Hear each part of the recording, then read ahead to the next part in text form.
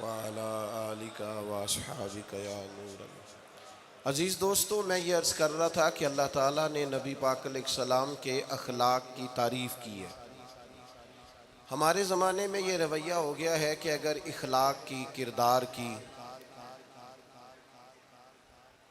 کوئی بھی بات کی جاتی ہے تو لوگ سمجھتے ہیں شاید یہ ایک بیٹا آپ دو لوگ رہ گئے ہیں، یا تو آپ بیٹھ جائیں، پیچھے آپ کے سب اشارے دے رہے ہیں، آپ مہربانی کریں نا یار، میں نے تو کبھی اتنا ٹائم ہی نہیں لگایا جلسہ سیدھا کرنے میں، یہاں تو بڑی مشکل ہو گئی۔ اللہ آپ کو برکت دے، آپ تو بڑے پیارے لوگ ہیں، آئے سارے پیار سے ہیں، پر وہ پیار میں جیتنا چاہ رہے ہیں ایک دوسرے سے، حالانکہ پیار میں جو مزہ ہارنے کا ہے نا، جتن جتن تے ہر کوئی کھیڑے تو ہارن کھیڑ فقیرہ، جتن دا مل کوڈی پیندائی ہارن دا مل ہیرا۔ اس میں تو قربانی دینی چاہیے، ایک دوسرے پر اظہار کرنا چاہیے، کہنا چاہیے یار آپ بیٹھ جائیں میں ذرا پیچھے چلا جاتا ہوں، یہ تو دینی ماحول ہے، اس میں تو اظہار کی ضرورت۔ بہرحال دام برسر مطلب ہمارے ہاں لوگ سمجھتے ہیں کہ اخلاق کی بات کی جائے تو شاید یہ بڑا عام سا سادہ سا کوئی عنوان ہے، حالانکہ یاد رکھیے گا نبی پاک علیہ السلام نے فرمایا ہے میں مکارم اخلاق کی تکمیل کرنے کے لیے دنیا میں آیا، فرمایا میں اخلاق ہی کو تو مکمل کرنے آیا۔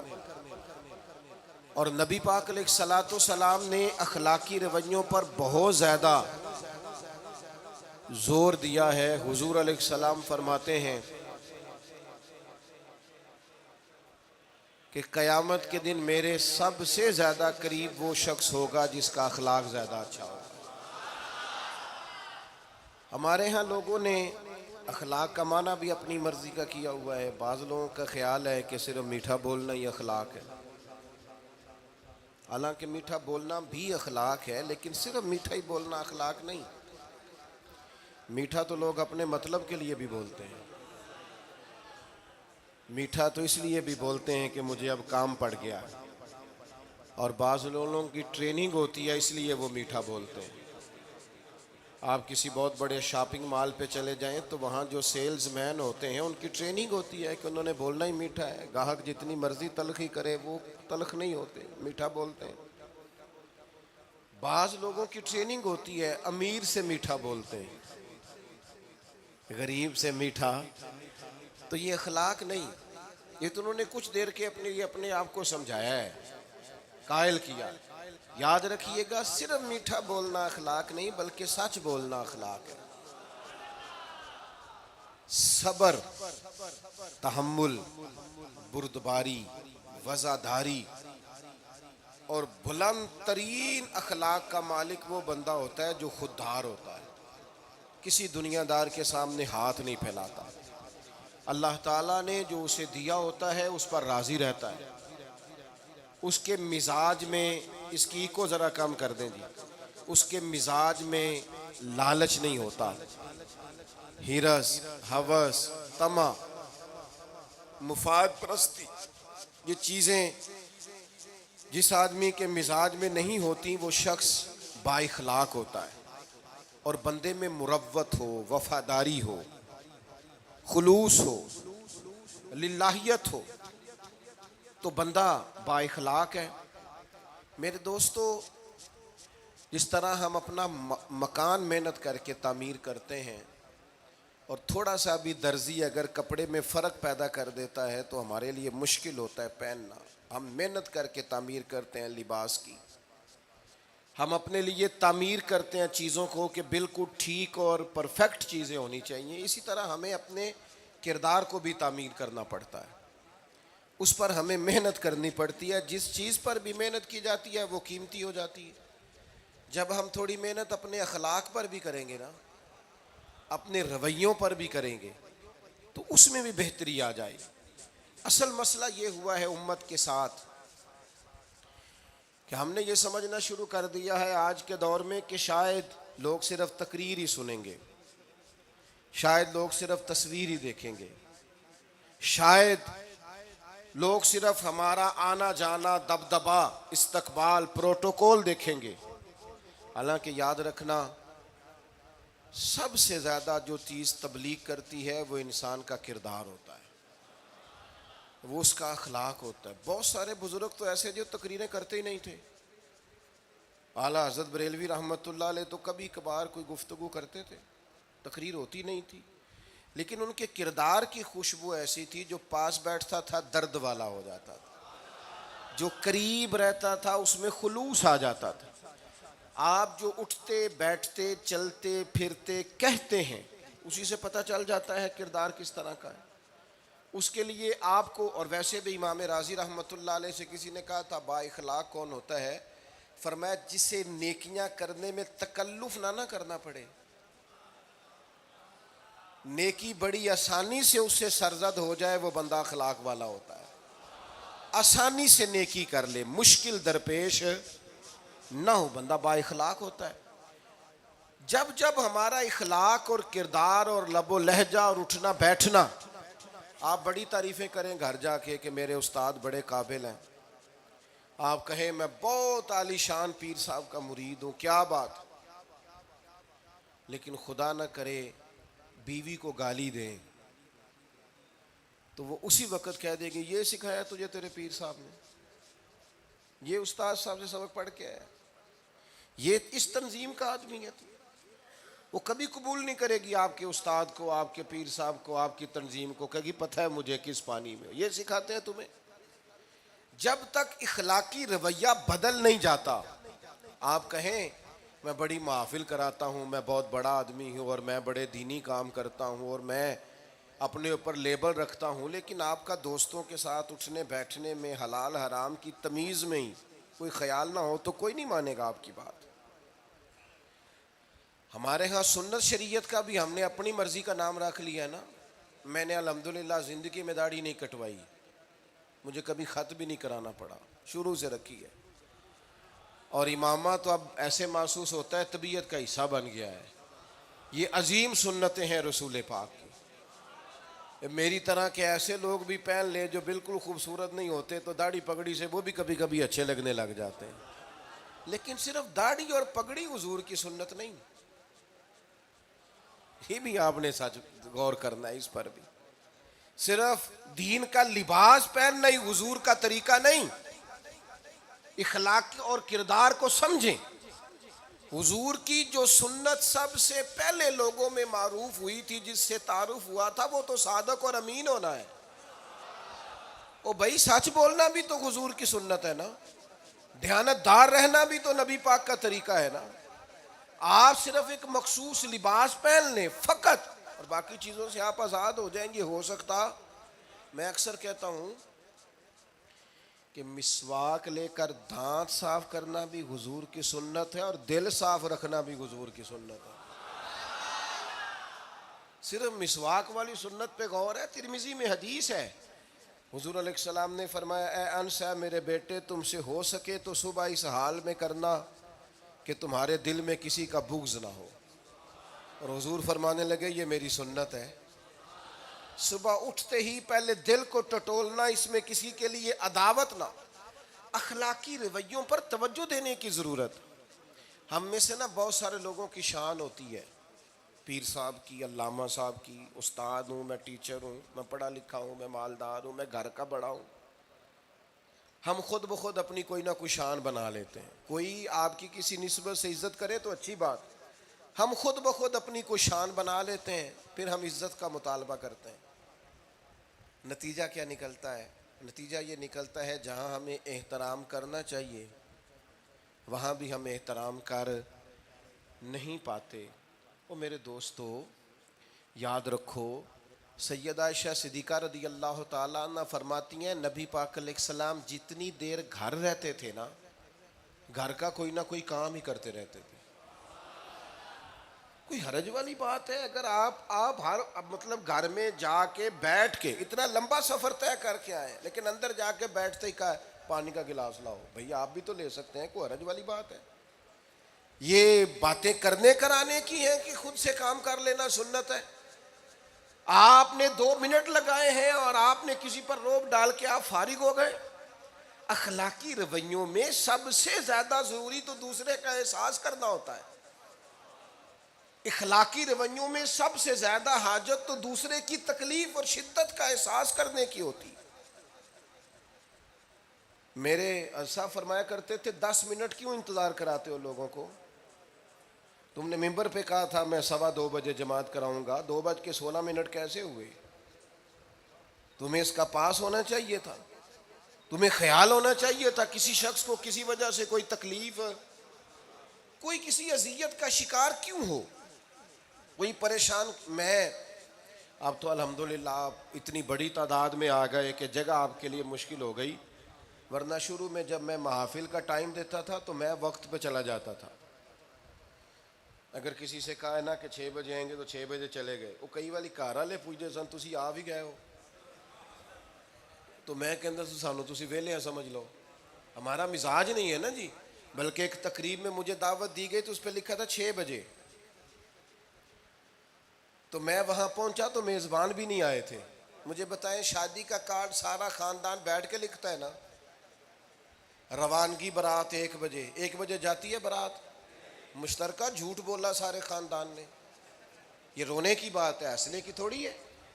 مسلمان اور جھوٹ بولے، مشترکہ طور پہ کہا یہ جھوٹ ہے.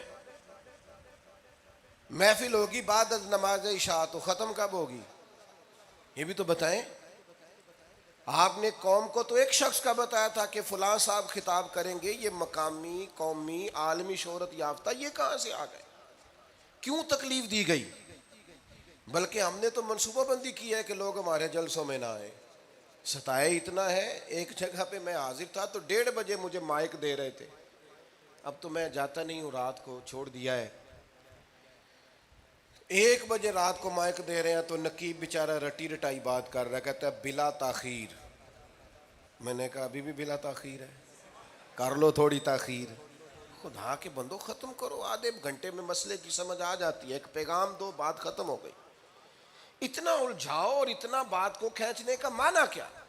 اپنے رویوں کے اندر. میں چلا گیا 6 بجے تو میزبان صاحب بھی نہیں آئے تھے، تو وہ تقریب کب شروع ہوئی؟ 9 بجے. تو میں نے ان سے کہا غور سے دیکھ لو کہیں میں تو نہیں الٹا پڑتا رہا، 9 اور میں 6 سمجھتا رہا ہوں. یہ چھوڑے ان چیزوں کو. اپنی زندگی میں آپ نظم پیدا نہیں کریں گے تو کوئی کام کیسے کریں گے؟ حضرت حکیم الامت مفتی احمد یار خان صاحب نعیمی رحمۃ اللہ علیہ، مفتی صاحب رحمۃ اللہ علیہ جب جمعے والے دن الحمدللہ کہتے تھے نا تو پورا 1 بجا ہوتا تھا. لوگ گھڑی کو کہتے تھے تو غلط ہو سکتی ہے، پر مفتی صاحب پورے ٹائم پہ الحمدللہ کہتے ہیں. بلکہ ان کے بارے میں معروف ہے کہ وہاں ایک ذمہ دار تھا، بھینسوں کا دودھ دھوتے ہیں نا دیہاتی لوگ، تو عصر کی اذان سے 5 منٹ پہلے مفتی صاحب مسجد تشریف لے جاتے. یہ اخلاق ہے، یہ آپ کا رویہ ہے، یہ آپ کا انداز ہے. عصر کی اذان سے 5 منٹ پہلے جاتے تھے، جا کے وضو بنانا پڑے تو سنت ادا کر کے بر وقت نماز میں شامل ہو جائیں. تو مفتی صاحب گزر جاتے تو وہ ذمہ دار اپنے بیٹے سے کہتا کہ اب آپ نا بچے کو چھوڑیں بھینس کے نیچے تاکہ ہم بھینسوں کا دودھ دھوئیں. تو ایک دن وہ بیٹا کہنے لگا ابا جی ابھی تو یہ سورج کھڑا ہے، عصر کا ٹائم کہاں ہوا ہے؟ تو کہنے لگا تو چھڑ دے کٹا، مفتی صاحب لنگ گئے نہیں، ٹائم ہو گیا ہے. یہ ہمارے بزرگوں نے ہمیں رویے سکھائے. آپ نظم والے ہوں، اخلاق والے ہوں، سچائی والے ہوں، دیانت داری والے ہوں، دوسروں کا خیال رکھیں، کسی کو تکلیف نہ ہو ہماری وجہ سے. پتہ ہے رسول پاک صلی اللہ علیہ وسلم کی بارگاہ میں آ کے عرض کیا گیا یا رسول اللہ یہ ہمارے امام صاحب بہت لمبی نماز پڑھاتے ہیں. صحیح حدیث میں موجود ہے، نماز ہی پڑھاتے تھے نا، قرآن ہی پڑھتے ہوں گے نا، کتنا اعزاز والا کام ہے. یا رسول اللہ یہ بہت لمبی نماز پڑھاتے ہیں. اللہ کے محبوب علیہ السلام نے بلا لیا، اور لفظ پتہ کیا ہے؟ حضور فرمانے لگے میں لوگوں کو دین کے قریب کرتا ہوں، آپ دور کرتے ہیں. فرمایا جب بھی نماز پڑھائیں معتدل پڑھائیں. اور خود حضور کا عمل کیا ہے؟ حضور فرماتے ہیں جب میں نماز میں کھڑا ہوتا ہوں تو میرا دل کرتا ہے میں لمبی نماز پڑھاؤں.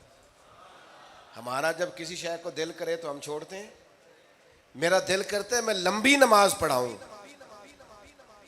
لیکن حضور فرماتے ہیں پھر پیچھے سے کسی بچے کے رونے کی آواز آتی ہے، میں سوچتا ہوں اس کی ماں پریشان ہوگی، میں نماز مختصر کر دیتا.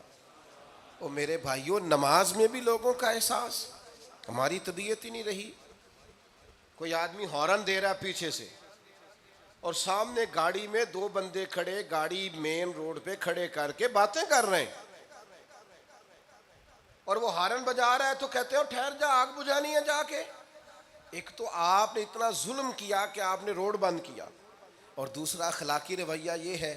اور میرے بھائی یہ بھی بد اخلاقی ہے کہ آپ اپنا موٹر سائیکل مین روڈ پہ کھڑے کر کے دکان پہ چلے جائیں، لوگوں کو تکلیف میں ڈالیں گے. اسلام اس کی اجازت نہیں دیتا.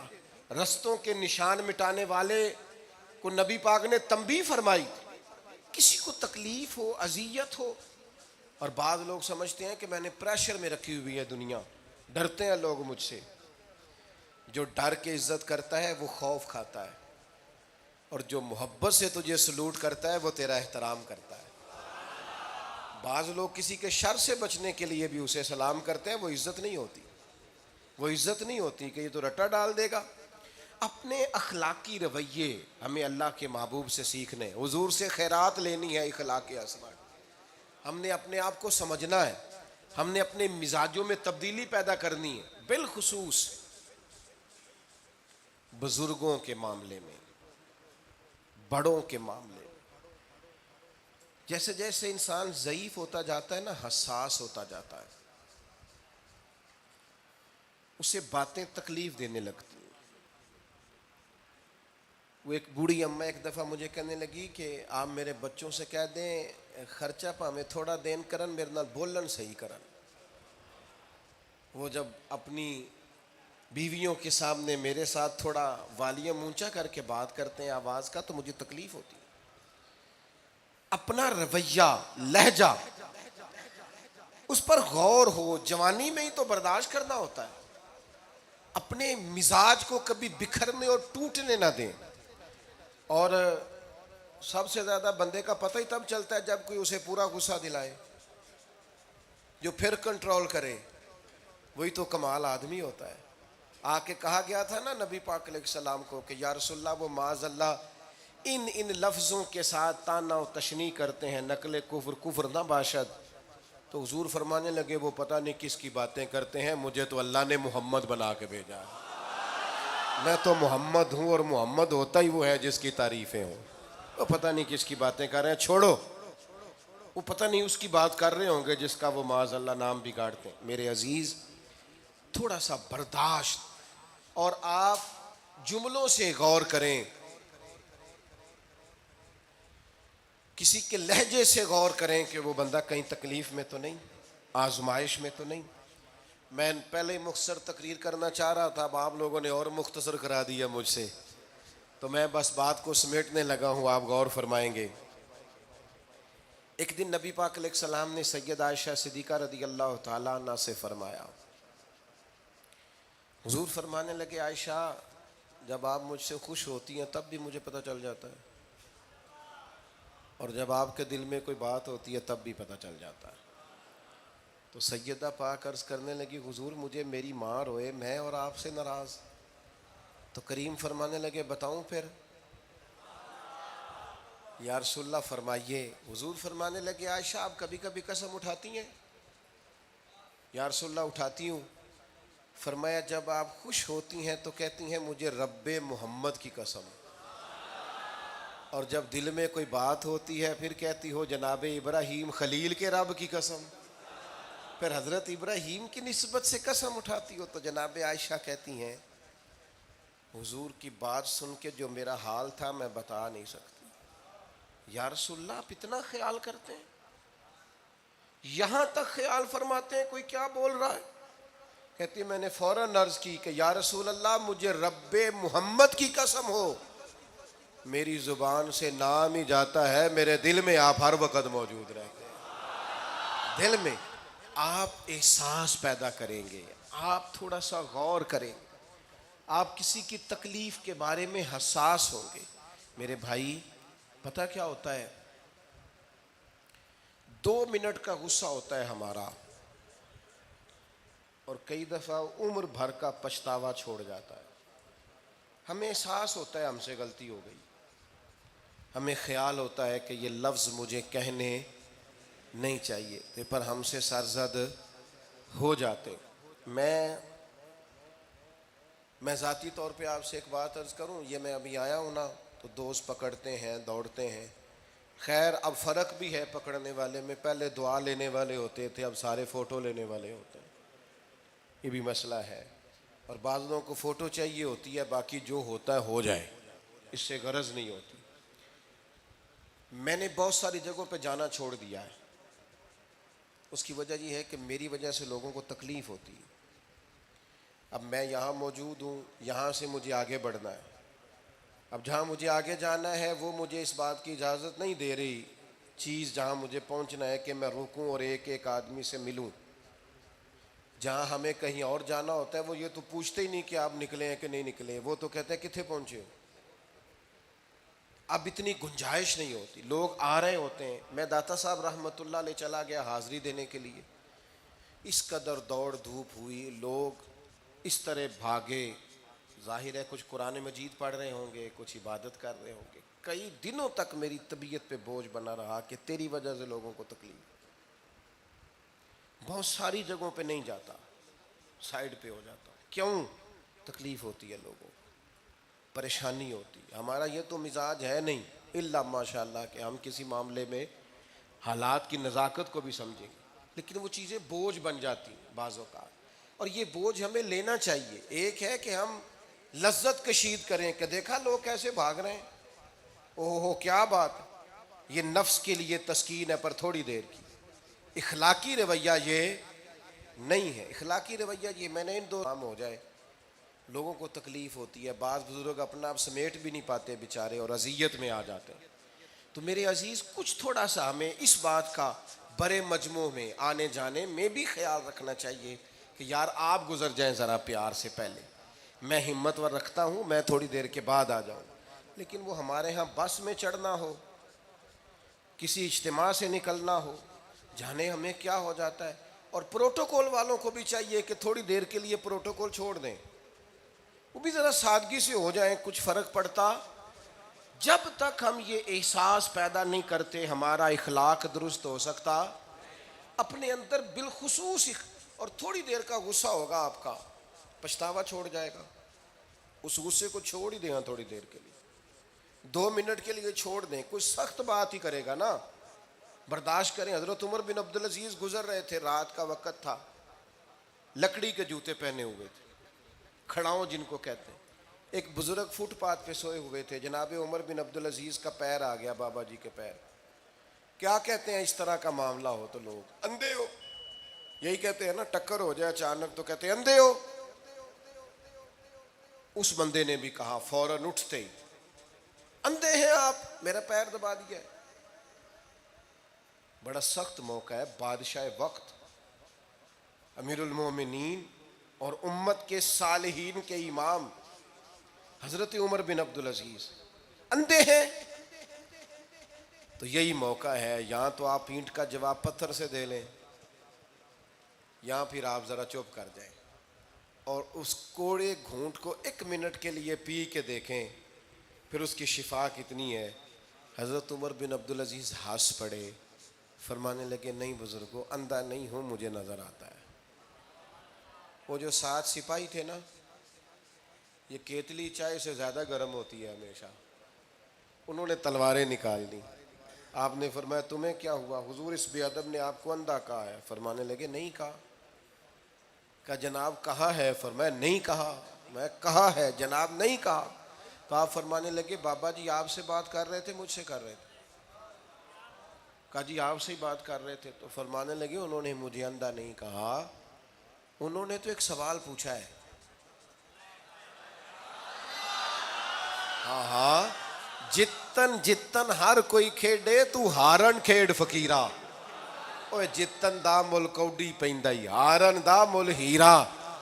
انہوں نے کہا بابا جی نے سوال پوچھا، انہوں نے پوچھا ہے اندھے تو نہیں؟ تو میں نے جواب دے دیا نہیں مجھے نظر آتا ہے، اس میں جھگڑے والی کون سی بات ہے؟ اتنا سا ہی تو مسئلہ ہے۔ اگر اس کا غصہ بنا لیا جاتا اور سخت رد عمل دیا جاتا تو عمر بھر پچھتاوا رہتا۔ والد صاحب کے سامنے تو میرے خیال ہے کر ہی لیں گے، ایسا کر لیں گے نا اگر وہ غصہ کریں تو۔ کہیں گے نا ابا جی جیسے آپ کہتے ہیں ہو جائے گا، مشکل تو نہیں، اماں جی کے سامنے تو کر لیں گے نا. اے جنہ دی مووی بن رہی صرف یہ نہیں ہاں نہ کر رہے، یہ گل پکی نہ ہو جائے، باقی بول رہے ہیں ماشاءاللہ. والد صاحب کا غصہ برداشت کر لیں گے انشاءاللہ، بزرگوں کا برداشت کر لیں گے.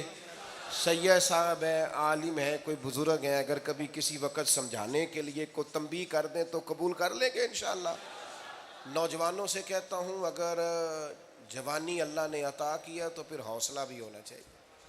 اور آخری بات آپ سے یہ ہے، ہر نماز میں ہر موقع پر فلسطین کے لیے دعا کریں اور اپنے اندر ان کی حمایت کا جذبہ بھی پیدا کریں. امت ایک جسم کی طرح ہے، اگر آج امت ان کا احساس نہیں کرے گی تو پھر یہ امت واحدہ ہونے کا ثبوت نہیں دے گی. اللہ کی بارگاہ میں یہ دعا ہے، اللہ ان مجاہدین کی مدد فرمائے، اسلامی حکمرانوں کو غیرت ایمانی نصیب کرے، اور اللہ تعالیٰ انہیں اخلاص کے ساتھ دین کے لیے اکٹھے ہونے کی توفیق عطا فرمائے. محفل آگے چلے گی جی، جاری رہے گی نا؟ ابھی آپ لوگ تشریف رکھیں، مجھے بتا رہے ہیں کہ محفل آپ کی جاری ہے، ابھی پروگرام چلے گا نا، نعت شریف ہوگی تو پھر آپ خود ہی تو کہہ رہے ہیں چلے گی. اللہم صلی علی سیدنا مولانا محمد معدن الجود والکرم وآلہ وبارک وسلم. اللہ ہماری حاضری قبول فرما، جن دوستوں نے یہ بندوبست کیا ہے انہیں بہترین صلہ عطا فرما. اللہ تعالیٰ امت کی خیر فرما، پاکستان پر فضل فرما، اپنی رحمتوں سے ہم سب کو مالا مال فرما، بیماروں کو شفا عطا فرما، مقروضوں کو قرض کے بوجھ سے رہائی نصیب فرما، تنگ دستوں کو وسعت عطا فرما. اللہ عالم اسلام کے حق میں رحمت والے فیصلے فرما، فلسطین کے مجبوروں کی مدد فرما، صہیونی طاقتوں کو نیست و نابود فرما.